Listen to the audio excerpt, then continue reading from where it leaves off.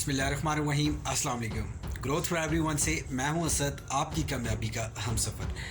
मुझे ये कमेंट्स आया कि काइंडली हमें बताइए कि प्रॉफिट को कैसे इंक्रीज़ किया जाए या अपनी जो प्राइसिंग है वो कैसे रिड्यूस किया जाए ताकि हमारी प्रॉफिट इंक्रीज़ हो सके।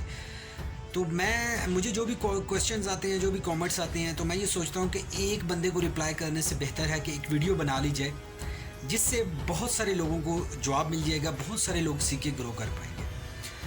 तो सबसे मेन चीज़ है कि आप लोग अपने अपने प्रॉफिट को, अपनी रेवेन्यू को इंक्रीज़ करना चाह रहे हैं तो कोशिश करें कि डायरेक्ट जो मैन्युफैक्चरर है उससे माल लें।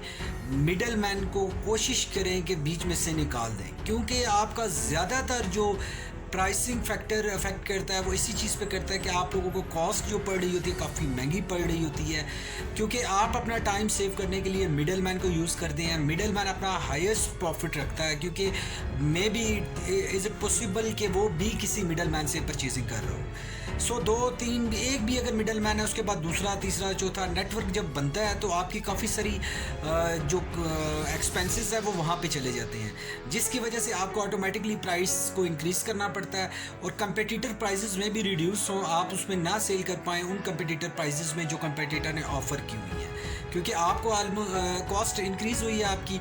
सो आप लोग कोशिश करेंगे डायरेक्ट मैन्युफैक्चरर से माल उठाएं ताकि आप लोगों को वो जो मिडल मैन की कॉस्ट है वो सेव हो, ताकि आप जब लोएस्ट कॉस्ट पे अच्छी क्वालिटी की सर्विस प्रोवाइड करेंगे, प्रोडक्ट प्रोवाइड करेंगे, तो आप लोगों का कंपटीटर आपको मीट नहीं कर पाएगा।